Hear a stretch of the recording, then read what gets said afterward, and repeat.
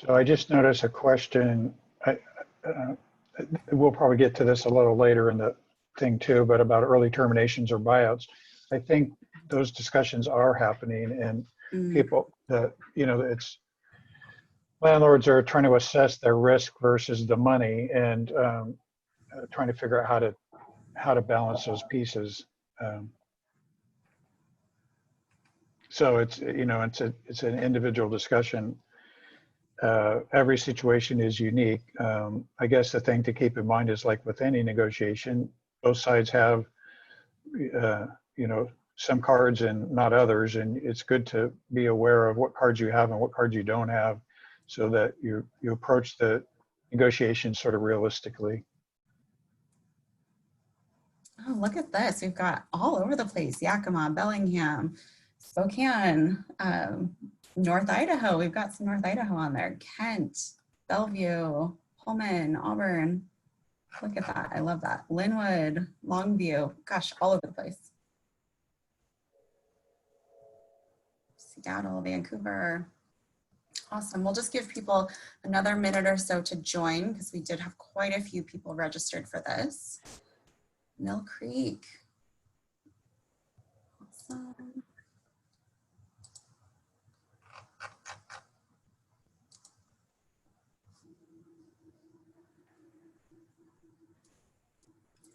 All right, and I am going to turn off my video. Kevin, do whatever you wish. I just talk a lot with my hands and get really close to my microphone, and I'm sure tuning in wants to see that. So. Well, that's more entertaining. All right, I'll be back later when we do Q&A. Okay. So I'll go ahead and get started and just do some housekeeping stuff. So hello, everyone. Thank you so much for joining us today to discuss the topic of commercial leasing. My name is Julia Lara. I'm a certified business advisor with the Washington Small Business Development Center. I have over 14 years of experience in specialty retail. I've worked with national brands like J. Crew and Williams-Sonoma, helped launch special programs all over the Pacific Northwest. I've helped them downsize in the Pacific Northwest. In addition, I'm also a small business owner. I've launched several e-commerce and brick and mortar retail stores over the last 9 years. So my knowledge in commercial leasing in this space is mainly retail leasing. So here at the SBDC, we are a network of more than 30 expert business advisors working in communities all across the state. We help entrepreneurs and small business owners start and grow and buy and sell businesses. We mainly provide one-on-one, confidential, no-cost advising on all phases of your small business development. So if you want to find your nearest advisor, I'm going to provide you a link for that a little bit later on in this presentation, but there is someone in your region that you can be paired up with. So like I said, my knowledge in the commercial leasing space mainly pertains to retail leases, but today I am joined by my fellow business advisor, Kevin Grossman. Kevin, can you share a little bit about your experience and how the heck you know so much about commercial leases? So before I joined the WSBDC, I was a commercial broker and did some rehabilitation development for the last quite a few decades, actually. Mainly office users, light industrial users, a little bit of retail, development of mixed use projects, residential retail mix. I probably helped. When I was doing brokerage, I focused on representing the business tenants, not the marketing side. So, when you go around and see signs on the buildings, those people represent the building owner. They don't represent the tenants. And so, being aware of who represents who is important. And I focused on representing the tenant side in transactions. So I've helped probably close to 400 different businesses lease space, buy buildings, renovate buildings, things like that. Over the years, I think I added it up a couple of years ago, and it was something just over 3 million square feet that of transactions that I put together. So I've seen a fair amount of transactions, and I like to share that information with folks to help them avoid issues that I've seen other people struggle with in the past. Perfect. All right, so What are we going to cover today? So I'm going to start with a quick poll. So on your screen in a moment, I would love for you to answer the question, kind of where are you at with your current situation? So is this your first time leasing a commercial space? Maybe you're established and you need to renew, relocate, expand, or maybe you just need to renegotiate due to COVID and some of the, downturn we've seen. So while you're answering that question, I'll just kind of continue with the agenda here. So first, we're going to briefly cover some terms and definitions. I just want to make sure we're all on the same page. Then we're going to discuss how we define basic lease structures, and we're going to go over some common pitfalls we see people run into all the time. And I'd love to also have a discussion of maybe a simple overview of the leasing process so you kind of know what to expect. And we're going to wrap up with time for Q&A. So please, when you have questions, put it in the Q&A box. So the poll will be closing in just a moment. So go ahead and get your answer in, and then we'll check out the results. And just some housekeeping items. The slides are going to be sent out to attendees after this presentation. Like I said, place any questions you have in the Q&A box, and we'll try to get to all of them within the hour. Ooh, look at that, almost 40% first-time leasing. And then I want to give you a disclaimer. This presentation is not intended to be legal advice. This is for education only. We're never going to be able to capture all the complexities of your business situation in a webinar. So we always encourage you to consult with an attorney about your specific circumstances. And of course, use your independent judgment. It's key for your own business. We cannot tell you how to take specific legal action on this. So let's look at this here. Look at that. 39% was first time, 30% looking at a renewal. That's pretty divided. I'm surprised that everyone's kind of, evenly divided over that. Expansion, yep. Love to see that people are still expanding. And then some COVID related questions. Perfect. Okay. So I just wanted to go over some really basic key terms here. We'll start with triple N because I feel like that comes up the most. And I recently had someone ask me, what does triple N mean? And I said, it literally means net, net, net. And they thought I was kidding. But the nets basically are property tax, insurance, and maintenance. And now, Kevin, do you want to talk about CAM a little bit? Because I feel like that comes up quite a bit as well. Well, the common area maintenance is just basically all the operating costs. So what the landlords try to do is move all the operating cost risk over to the tenant. And what the tenant tries to do is minimize it if you can, but a lot of times you don't have a lot of leverage to do that. So then the challenge for the tenant is to really understand what those costs are going to be. So common area maintenance is, the street sweepers and the landscapers and the asphalt repair and, patching holes on the roof, stuff like that.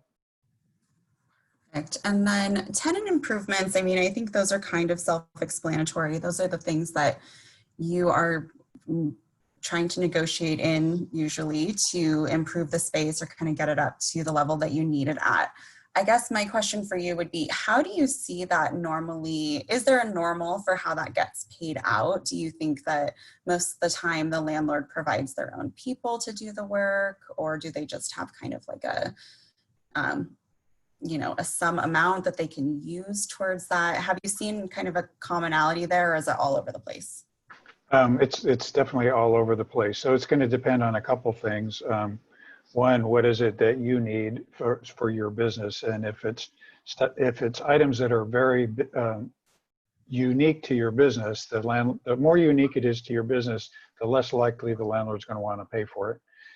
If it's pretty generic stuff, fresh coat of paint, redoing the flooring, replacing ceiling tiles, stuff like that, that's usually stuff that the landlord will pick up. But if you've got, maybe the most dramatic would be like if you wanted to open up a restaurant and it was a space that had never been a restaurant, get prepared to shell out a few $100,000 of your own money because the landlord's not going to do that.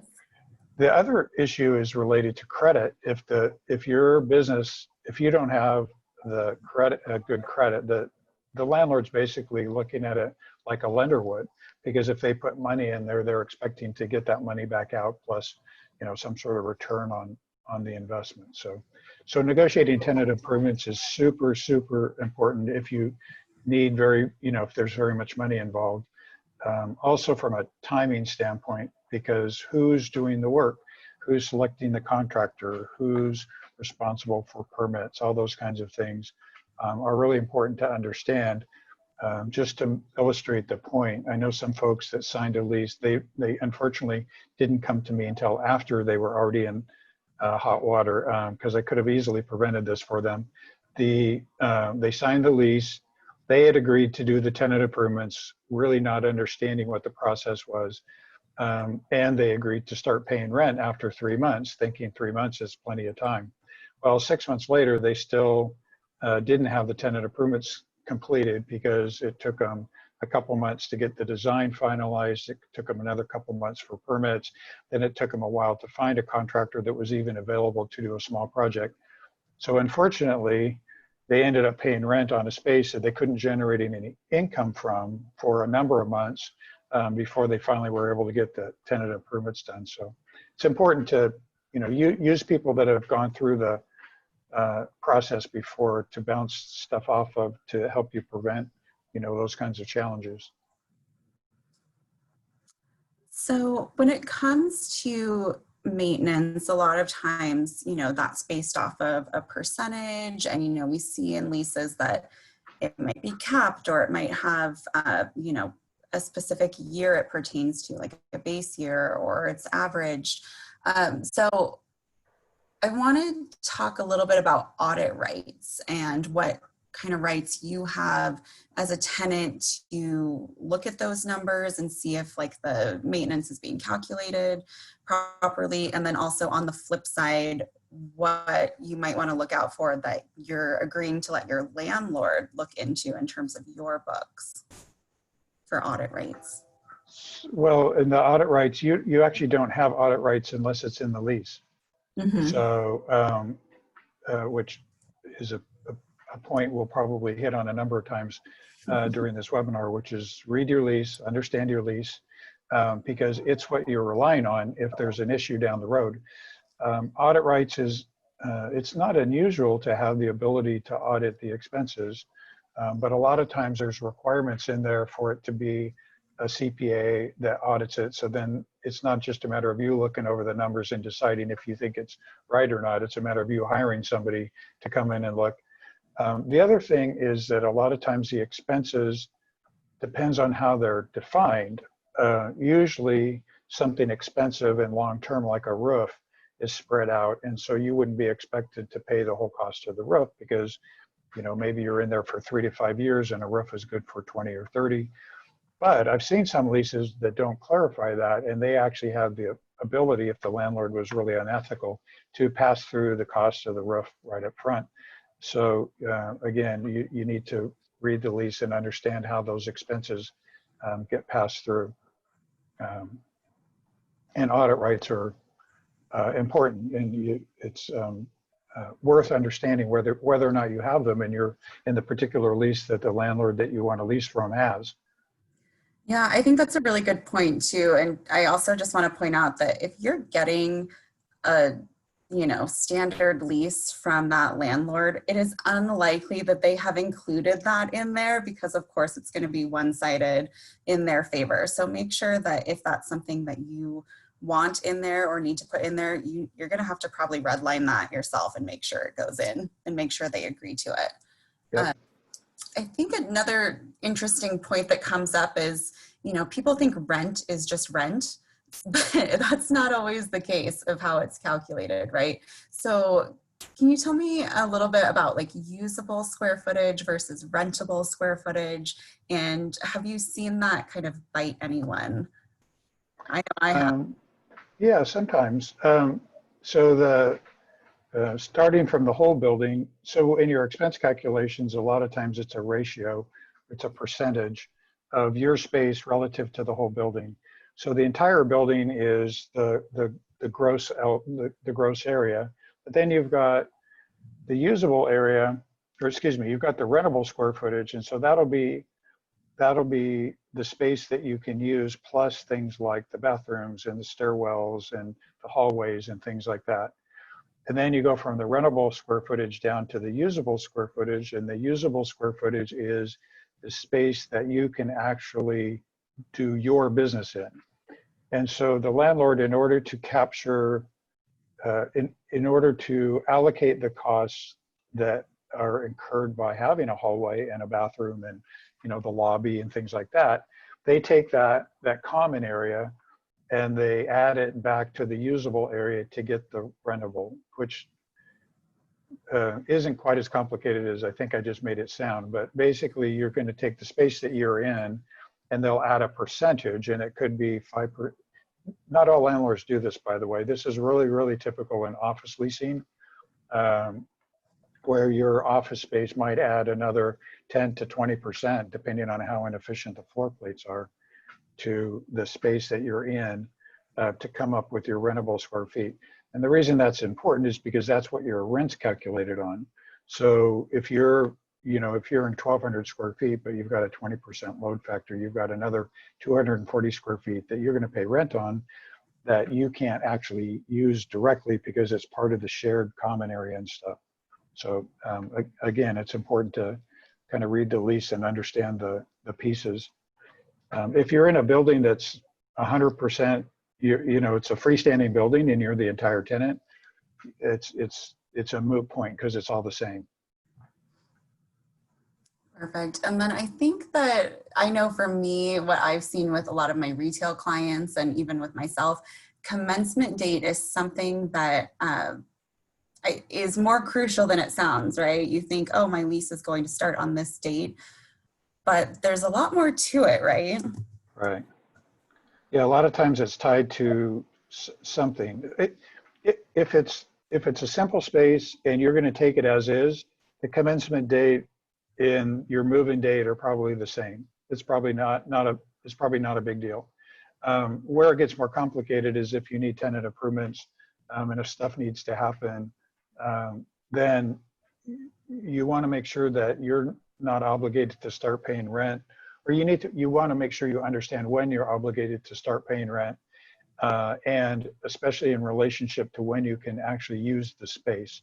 And it gets most complicated when you've got tenant improvements involved because it's not always clear when the tenant improvements are going to get done and you can occupy the space. I really encourage people to have your designs ready and your pricing on the tenant improvements before you sign the lease. It's not unusual to have what's called a work letter as part of your lease that clarifies what are the tenant improvements, having the landlord sign off on all of them in advance, and you know what the costs are going to be because you've already worked out the design issues and who the contractor is going to be and what your costs are going to be. And usually by that point, you also know what the timeline is going to be. So then you don't end up in a situation that the folks I was referring to earlier got in where they had to start paying rent months before they were actually able to use their space. Yeah, you know, I think back to like 9 years ago was when I opened my first retail store, and I had worked in, you know, big national retail locations prior to that. So this was my first go of negotiating my own lease. And I opened a store within 24 hours of another person opening a store. It just happened to be, we didn't know each other and we were kind of in a similar industry. And we became good friends. And I found out that she had started, we all did all of our own TIs because, you know, we had no leverage. We were brand new. And she started paying rent the very day she got her keys. And I had negotiated in, I think, 4 months of free rent or rent abatement to kind of get things going. And,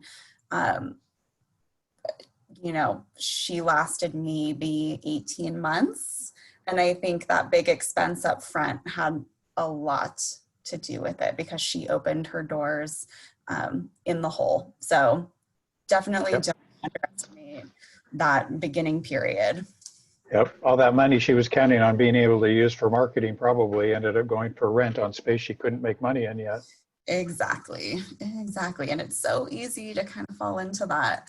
So here's kind of a breakdown of CAM, and you already kind of touched on a lot of these. I think it's important to note that Common area maintenance charges can include a whole host of things. I don't know that there's like, you know, I've seen some crazy stuff in there. So I feel like it's kind of what you're agreeing to. Just make sure you're really clear on it of what CAM means in your specific instance, and also what kind of industry you're in might be different. You know, if you're in a mall and you have to pay for parking lot maintenance, it's a little bit different than if you're in a small office building or a high rise. Even like there's just a lot of nuances depending on the type of space you're in. Right. Well, and like if you're an industry, if you need scrappy space, if you're, you know, if you're using it for storage or logistics or manufacturing or something, you don't, there can be a dramatic difference in the common area maintenance cost between a building that's been around a long time and doesn't have a lot of landscaping, and the newer buildings, they look really pretty, but that cost, you know, cost money because it's got all that landscaping has to be watered and trimmed and kept up. The other thing you can do and absolutely should do is both on the CAM and the triple net charges, when you're talking with landlords on the buildings that you get serious about, get a copy of their statements for the previous year for that space, because that's what that'll help you understand what the real costs are for you doing the lease in that building, in that space, because you know, they're for the previous year, but you can at least look at it and understand, okay, so if costs are going up, whatever, 3%, you have a sense of what the costs were from the previous year. And you want the actuals, not their budget, because what happens is that they'll put together a budget for running the building, and they'll divide that by 12 and allocate it out to all the tenants. And then and so you pay that monthly. And then at the end of the year, they'll look at what it actually cost them. And then sometimes the budget was too much, in which case you get a little bit of a credit, but usually they're pretty close. But if it goes the other direction, usually they want the tenant to pay within 30 to 60 days for the difference of what they underpaid for last year relative to the actuals. So landlords are good about providing it. You just have to ask for it, because they don't necessarily go out of their way to provide it to you, but it's very important for you to have. Oh, such a good point. Okay, so I think really one thing I want to hit home here for everyone listening is that every business and every lease is so unique. You know, we can use templates and these boilerplate leases, but really those still have to be tailored to your needs. So those needs are going to totally vary based on your industry and your unique business. So up on the screen here, you'll see I've kind of broken down 3 different lease structures. We have a full service gross lease. That means your base rent is inclusive of all operating expenses. I'm going to jump to the bottom here. You have an absolute net lease. That's when the tenant pays all the expenses regarding a property. And then what I think I see the most of would be a modified gross lease or a modified net lease. So that would mean the tenant is paying rent plus one or more of those nets we already talked about. So Kevin, do you think that modified is probably the most common you see, or do you see it all over the place still? I don't see a lot of gross leases Yeah. anymore, because there's been such a trend over the last, well, quite some time, shifting the expenses onto the tenant side. That's just the way it's gone. So understanding what's included in your lease and what's going to be passed through is really critical. And like I say, if you ask them for the expenses for the previous year on the space that you're looking at, or on the building, and then you can apply it to the space that you're looking at, that's really the best way to understand what the total costs are going to be for a given space. There's sometimes, you know, and building owners are, it's their business. And so they understand how to parse things out and make things look more appealing. There was a fairly notorious property in Linwood for a long time that had these super cheap rates until you read the lease. So the problem was a lot of people didn't really read the lease very closely. They thought they were just getting a screaming deal on the rent until they started getting the bills. And that landlord was ahead of their time as far as passing through all sorts of stuff that other landlords were including in the rent. But for the tenant who's just focused on, you know, the base rent, and not paying attention to their total cost, they got themselves into a lot of trouble and actually ended up paying substantially more than they would have paid if they had actually looked at their total cost for being in the space. So gotta pay attention to that. But I guess the short answer to your question, Julia, is yeah, I think most leases are some version, there's some modification. Sometimes the landlord will take responsibility for the initial operating expenses the initial year, and just increases will be passed through. That still happens sometimes in office leases, but not too much in retail or industrial spaces. Yeah, I think something that I get from clients quite a bit is, I'll look through a lease with them and the big question will be, is this all common? And I think at the end of the day, nothing is. They're all over the map. They're all over the place in a commercial lease. So in negotiations, I'm always of the opinion that if you don't ask, you don't get. So I don't have any heartburn with people asking for what they would like. Just realize that sometimes there are conditions on the lease. Sometimes the lease document itself is approved by the lender, and the landlord may or may not even have the ability to modify the lease very substantially. So because a lot of times the lender puts constraints on because the lender, of course, is owed a bunch of money on the building, and so they want to understand that the leases that the building owner is using meet certain criteria for the lender. So sometimes the landlord isn't being difficult; they just can't make the change. But it never hurts to ask, because sometimes they can make changes that would be beneficial to you that they're not going to volunteer, but you can ask for it. So true. Okay, so I'd like to go through some common questions we get.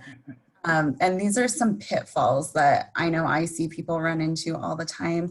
So this first one here, my landlord provided me with their standard lease. Can I just go ahead and sign it? And I actually got this question 2 days ago from someone. So I'd love to hear your thoughts on that. Well, it may be the lease that you have to sign if you want that particular space, but definitely don't go ahead and just sign anything without reading it and understanding it. It could be that the lease, by the time you get done understanding it, shifts whether you think that's the space you really want to be in or not. So make sure that you read it and understand it before you make any final decisions. Which is maybe this probably isn't a bad point to insert another notion that I feel very strongly about, which is always have a fallback if you possibly can. I know sometimes in certain kinds of applications, you just get zeroed in on a particular location you really, really, really want, but it kills your negotiation leverage if you don't have a fallback. And it also puts you in a bad spot if you have a timing issue and you need a space by a certain time and you don't have a fallback. You can get in a point where you don't have the time to find an alternative, and you end up being stuck with whatever the landlord gives you on the one space that you've moved forward. So it's always good to have it's best if you have multiple places that could work for your business, so that you don't get stuck in a corner. Yeah, and I think it's really important, like you're saying too, with what industry you're in. Like I know, for example, in retail, something that I don't ever see in kind of a templated lease would be like a co-tenancy clause. And that can be really important for retail, especially these days. Like if you're, a yoga studio. Being able to sublease, you mean? Something like that? I mean like a co-tenancy, like if you're a yoga studio and you're next to a Starbucks, do you have an out if like that anchor tenant of Starbucks leaves? If you were counting on, that foot traffic, like those are things you can negotiate in and you can have in your lease. And I've seen that commonly. Or like if you're, downtown and Nordstrom decides to leave. We actually had that situation here in Spokane several years back when Macy's downtown decided to close that location and just focus on their more suburban locations in our city. Yeah. And, if we're kind of in the base of that or right across the street, that was a huge loss for those independent retailers that surrounded it. So definitely, think of what kind of considerations you have, or maybe you're in an office building or in a specific location and you're like a very highly sought after, tax person. What happens if H&R Block moves in? Do you want to negotiate in like exclusive rights in there? There's really all sorts of things you can have in your lease. So I just kind of want to hit that point home that everything is on the table when it comes to commercial. Yeah, especially, so I haven't done as much retail leasing as I think you have experience, but the notion, because if you're paying a premium on your rent because of the proximity to a big draw that's creating a lot of traffic, and all of a sudden all that traffic goes away, it's obviously a lot harder to generate the business to pay that higher rent that you agreed to because of Macy's being next door. I think the malls are struggling with that a lot. Our local mall here in Auburn has got two of their largest anchors are empty, and so they're from an anchor-driven traffic flow standpoint, their traffic is down literally 50%. So yeah, the tenants, the retail tenants that didn't have some mechanism to tie their lease back to essentially an obligation of the landlord to be able to offer that, it's difficult. Exclusivity is interesting. I don't see it hardly ever in industrial buildings or office buildings, but it seems like that's very common in retail. And I know obviously if you're a property owner, you don't want to put two people next to each other that are competing, because then you might end up with two vacant spaces. Yeah, I won't name names. These are not clients of the SBDC, but they're in the state of Washington. There was an ice cream company, again, I won't say names, that was in kind of a heated turf war with another regional ice cream company out of a different state. And I know that the landlord in the situation kind of said, you either have to open a second location in the same shopping center, or we're going to let this rival company come in. And they were able to negotiate some exclusivity, but it came at a price for sure, because they did not put that into their lease. I don't think they ever anticipated that it was going to become an issue. So it just was never in the lease, and they did end up having to pay some pretty hefty demands to make sure that they were the only one. Yeah, just kind of to wrap up on the question about the standard lease, read it, really understand it. But the other piece of it is it's related to negotiation strength. And if I'm a 2,500 foot tenant in a 100,000 foot building, I don't have any leverage to make them change their lease. Maybe modify some small things, but not any real leverage. But if I'm a 20,000 foot user in a 30,000 foot building, I can pretty much dictate a lot of changes to the lease, because they're going to really, really want you if you're an established business and have good credit. So, you have to kind of be realistic about your position in the market and the landlord's situation when you're negotiating. Like I say, it never hurts to ask, but just be realistic about your expectations. Yes. Okay, this is a major one. What is a personal guarantee, and how often is it required in a lease? Almost always nowadays. If you're leasing space as is, so the landlord doesn't have any risk because they're not doing anything to the space, and they've got vacant space to spare, then you might be able to get out of a personal guarantee. But other than that, you're pretty much going to have to sign it, especially if you have any tenant improvements. You're going to be personally signing on the lease. If they have very little vacant, if it's a tight market, which it's shifting right now, but up until recently, it's been a pretty tight market, and so the landlords can get personal guarantees because it's a tighter market, or at least in this area. I don't know the Spokane market right now, and I notice people on the call are from kind of all over, but the thing, it's just like when you borrow. It's just like when you borrow money from your business from the bank. When you're a small business, you're going to sign personally. It's just the way it is. I know some people that have businesses that are, cooking along at 10 million a year that still have to sign personally, which it's kind of crazy. So, but don't feel offended if they ask you for a personal guarantee. Just realize that it's a personal guarantee. But it's nothing personal. It's just if they can get away with it, they're going to do it because it shores up their ability to get the rent. So it's Yeah. so be And aware of it. I think you're going to run into that too if you're, one of those 40% on the call that is new in leasing. If you don't have a history with that, or you're not an established business, you're Yep. pretty much going to have to do that. Or I've also seen if you kind of fight someone hard on that, they're still going to ask for access to your books probably, or some sort of credit statement. They're going to get information. Absolutely. No matter what. So definitely be aware of it. And I think something else to know is that you could also mitigate it in some way. So maybe you're not comfortable doing it forever and ever, but maybe you say, hey, if this goes well, after year 3, it falls off, or Right. something like that. You can That's a really good point. Thank you for bringing that up. So because the whole point of the guarantee is to cover the risk to the landlord.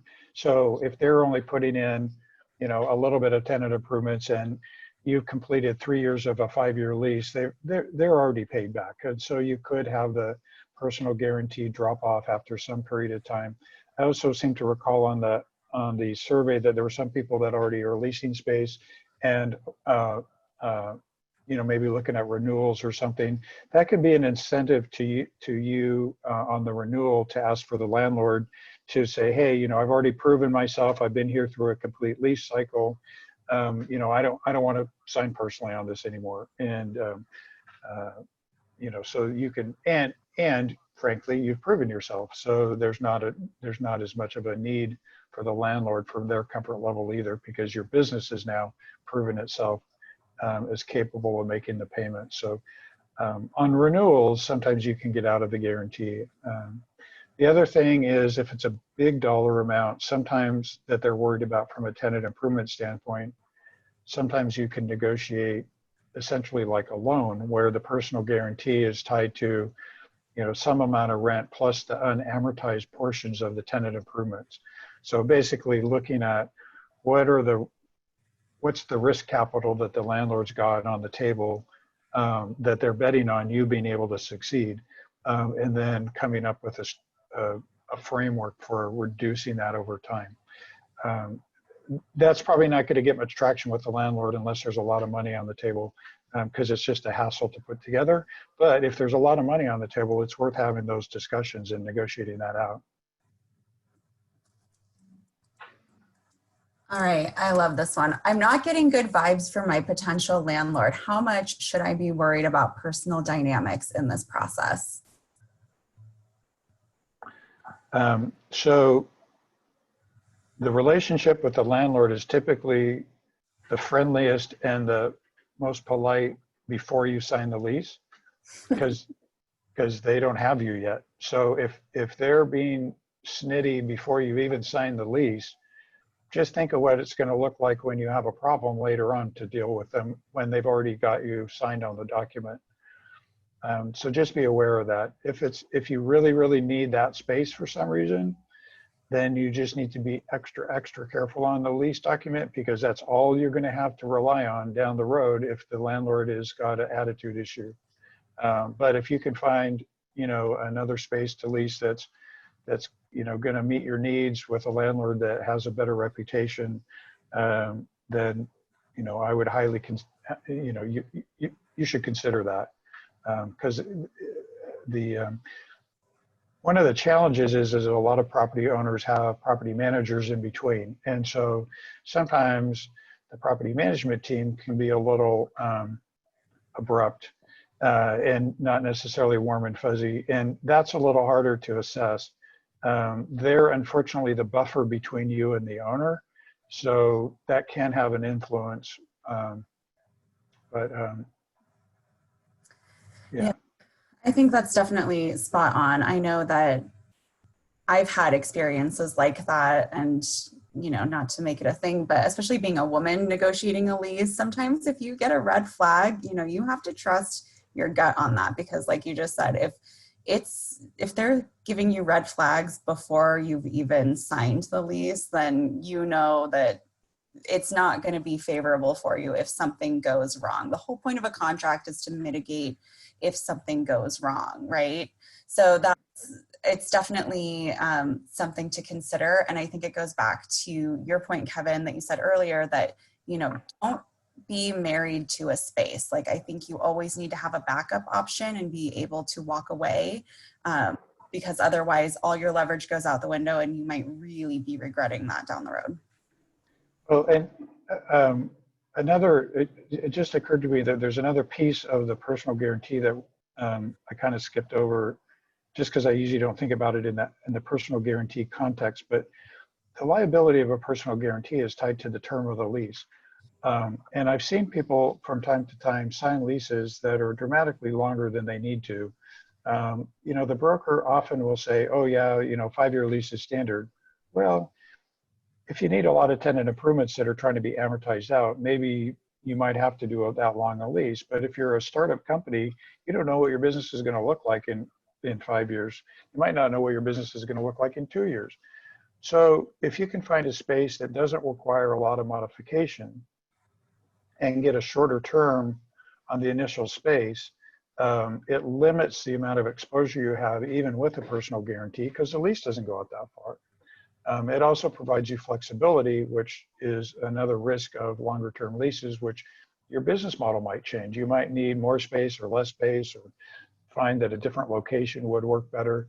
So the shorter commitment you have, the shorter firm commitment you have, the more flexibility you have for how your business might evolve down the road.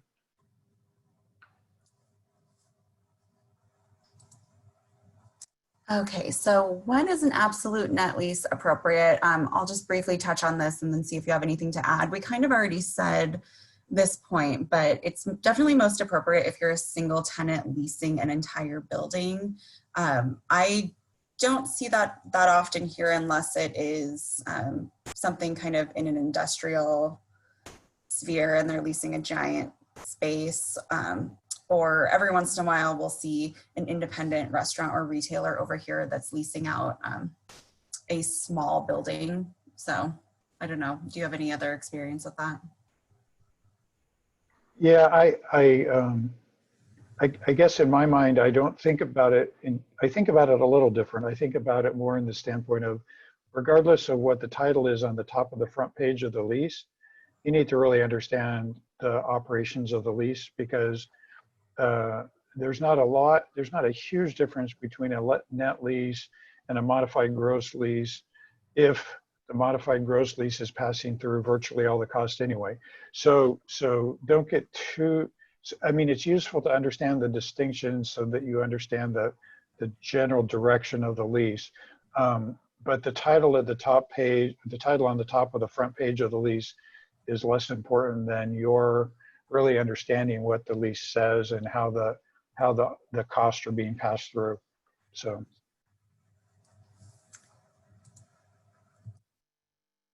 All right, so before we jump into this question, I know we have a second poll.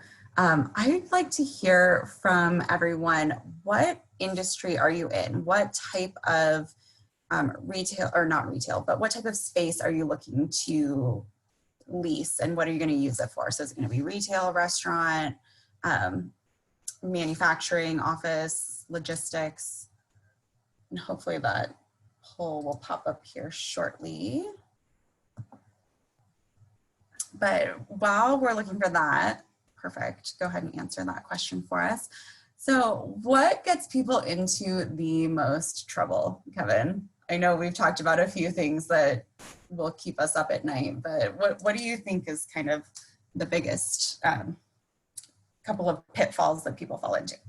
I think I guess I'd put it in kind of 3 different categories, 3 different buckets. One is not really understanding what your business needs, especially if you're an earlier phase business and you don't have a lot of operating experience with your business. Sometimes you really don't know what your needs are, but yet you're out there making a long-term commitment, or relatively long-term commitment.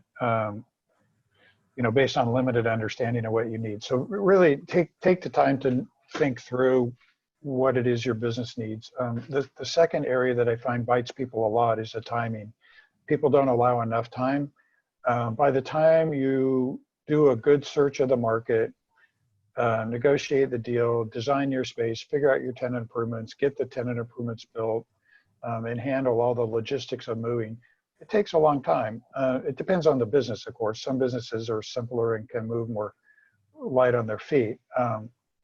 In that case, you're lucky from that standpoint. But I think a lot of times people forget the timing. And even once you're in the space on the renewals, a lot of times you'll forget when your lease date's coming up and you'll wait till the last minute. And that can be bad because then the landlord knows that you don't have enough time to go out and get an alternative, which puts you at a real disadvantage from a negotiating standpoint. And then the third general category is really the cost side. Really understanding what's it going to cost me to move in. I've got moving costs. I've got all my marketing material has to be redone. My website's going to have to be redone, right? It's not just about the rent and the deposit. What are your TI costs going to be? Maybe you have to pay the architect yourself because the landlord's not going to pay for your design services. Those kinds of things. Really just thinking through the process and having a good handle on all the costs of the move and your ongoing costs once you're in the space. So those are kind of the three general categories that I worry about and that I see people stumble. All right, we've got some results in here. So on the line, we've got kind of a good mix, about 24% retail space, 9% restaurant, 33% office, 36% manufacturing, and then remaining is logistics. So that's a really good mix of uses. I think that really hits home the point too that we've touched on, that a lot of this is going to be industry specific. So if you want to dive in deeper into something that is more specific to your industry or your business, I would really encourage you to make an appointment with an advisor in your area. Definitely reach out, and I'll show you that link shortly here. So here's something that I want everyone to think about. And Kevin, you've touched on a lot of these things. Right now, especially with COVID going on, you want to have some considerations and be very honest with yourself.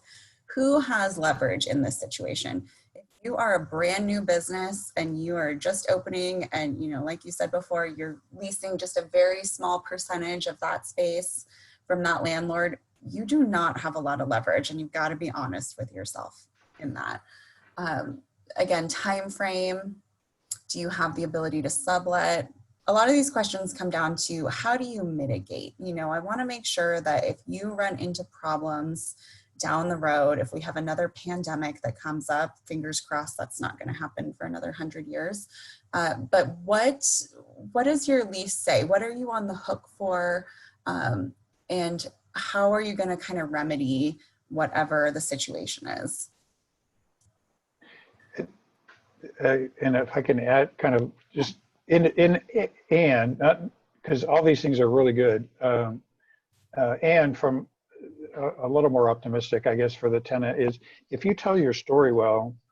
I mean, at the end of the day, the landlord makes money by leasing space, so they want a tenant in there, and they want a tenant in there that's no hassle and their check's going to clear every month.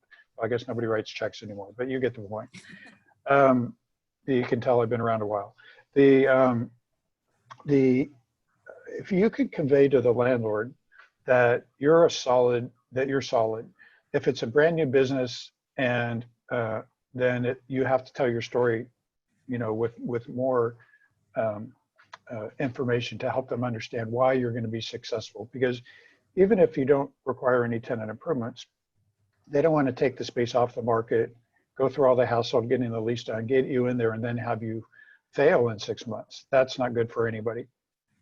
So if you can help the landlord understand why you're excited about your business, what is it that you see as the opportunity? If you have a business plan,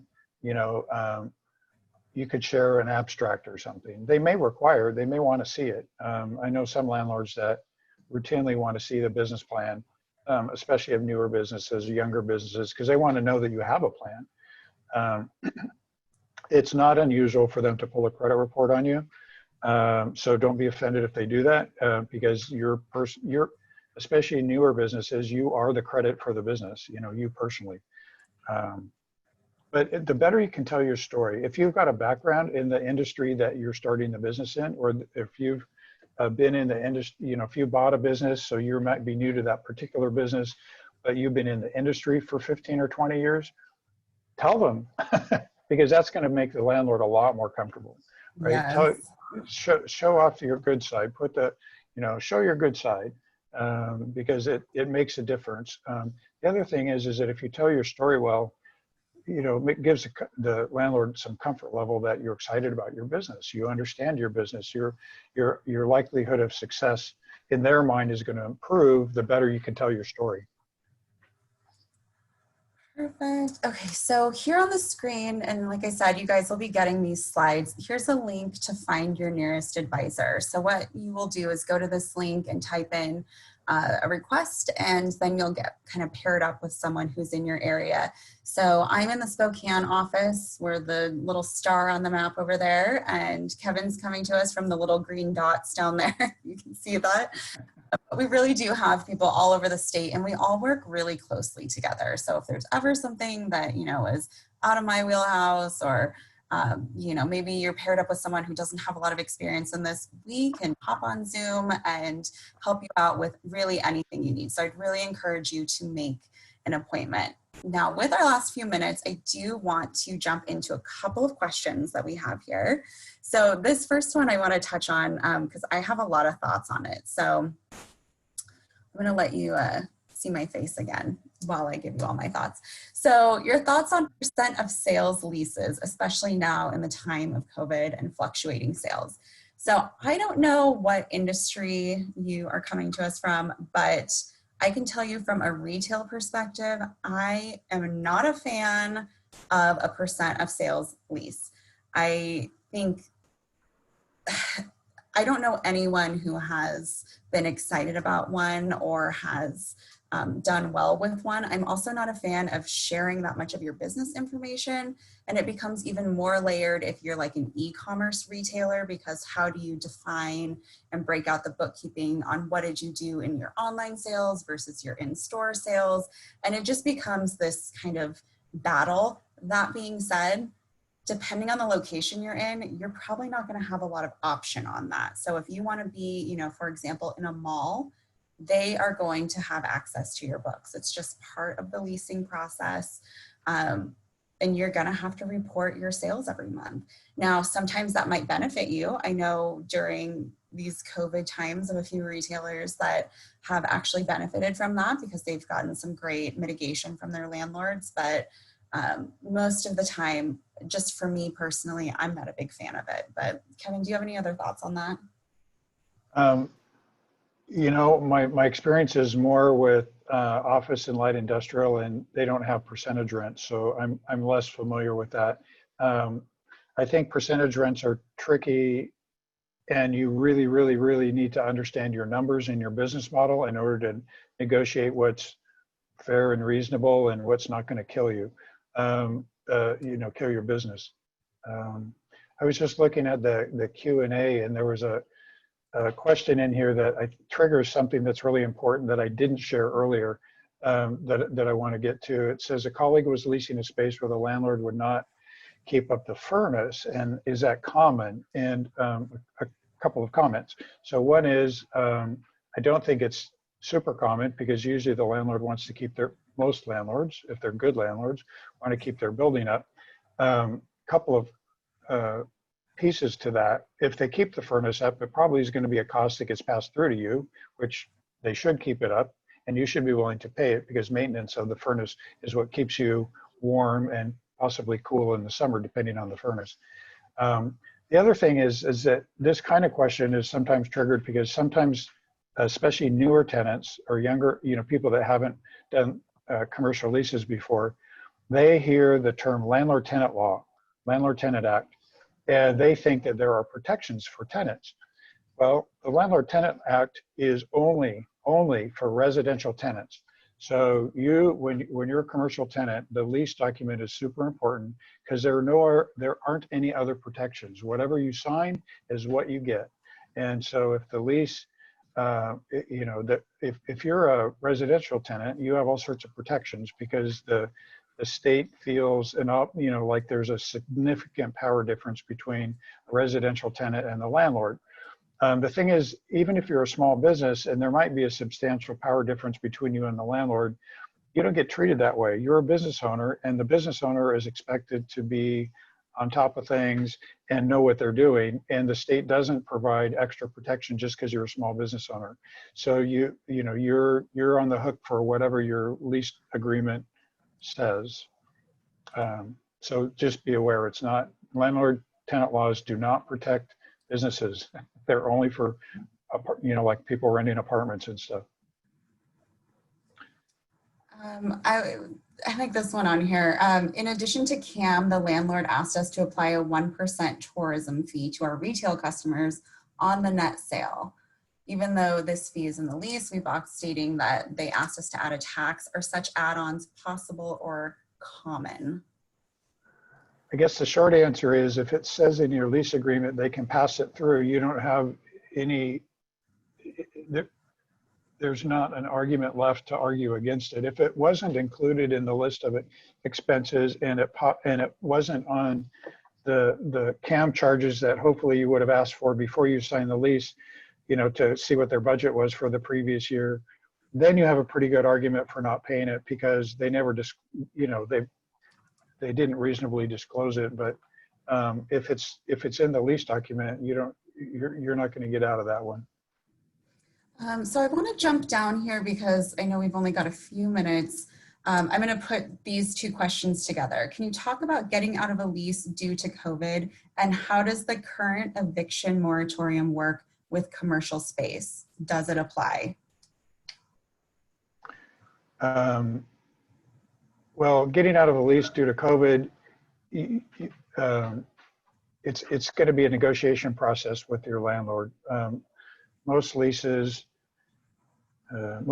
don't have a force majeure clause, and even if they do, they usually don't specify a pandemic as one of the options. So you should talk with your attorney if you're in a situation where you need to go that route. A lot of times you can, if you're really thrown in the towel and you're just not going to continue to do business, you probably need an attorney to help you because you're going to want to really, really understand your lease situation before you dive into that with your landlord. If you're thinking that you would like your business to stick around, but you need some serious help from the landlord, then I would prepare a really good story for the landlord about how their help for you is going to help you survive, which is going to, in the long term, benefit them. So in other words, you want to be able to paint a picture that sounds credible to the landlord about why, if they help you, it's actually to their benefit. That's usually what I've found gets you the best results with the landlords, is if you can wrap the story back around to why it's a benefit to them. We're relying on COVID's bad and you should help me out is not going to probably make it with most landlords. As far as the eviction moratorium, I do not know if the eviction moratorium applies to commercial leases or not. I would suspect not, but I'm not an attorney and I haven't heard anybody prevent. So I don't have any experience with that directly. My sense is that I don't think it does. I think commercial is excluded from that because I know pretty early on people were experiencing evictions back in March, April. Unless something changes in the new act that they're trying to pass, I believe the current act does not apply to commercial leases. Yeah, that's my sense, just because typically that's where policymakers are focused, or on residential tenants, not protecting the small business owners. That being said, though, I mean, if you know that your your landlord has been able to get some sort of aid under the CARES Act through their financial institution, that is definitely an argument to be made. Not saying it's going to go anywhere, but if you know that they were able to mitigate through some of these things going on, then that might be an option to use for some sort of negotiation with them. But, you know, it'll depend on the situation and how much you know about their situation. And so and how far you want to push the argument, I should say. Yeah. A quick response on the question from the nonprofit person. Personal guarantees are not typically expected from nonprofits because most board members are not willing to do a personal guarantee. And so landlords that are willing to rent to a nonprofit, if it's a small nonprofit, they basically understand that there's some risk there and they're willing to do it, usually because they like what you're doing. And if it's a big nonprofit like United Way or Goodwill or somebody like that, those entities are almost like a credit tenant anyway. So even though they're technically a nonprofit, they've got big operating history and big revenues. So they fall into a kind of a different category. So, and I think the question about are there red flags, we've probably covered a lot of the main red flags, but I would second what Julia said about, reach out to your local SBDC advisor. We're really good about, we have a very active listserv. If I put out a question on something in the morning, I'll have multiple really informative, helpful responses before noon. And if it's an area that a client needs help that's just not in my wheelhouse, we do a lot of co-advising. So, we'll get another advisor on a Zoom call that is really a deep expert in the particular area where one of our clients doesn't have, or where one of the advisors might not have the depth and expertise. So we're good about acknowledging where we're not as strong and bringing in other advisors that can shore us up to make sure that you get the help that you need, because we want you to be successful. Perfect. Well, thank you so much, everyone, for joining us. This was great. You'll be getting a survey after this. We'd love to know, what other topics you want to know in terms of commercial leasing. I know this was just kind of a brief overview, and there's a lot of nuance to it. So let us know what the next level is that you want to go with, and we'll see what we can provide. So anyway, thank you so much. Look out for the slides and some follow-up later on. Thank you for attending. Thanks,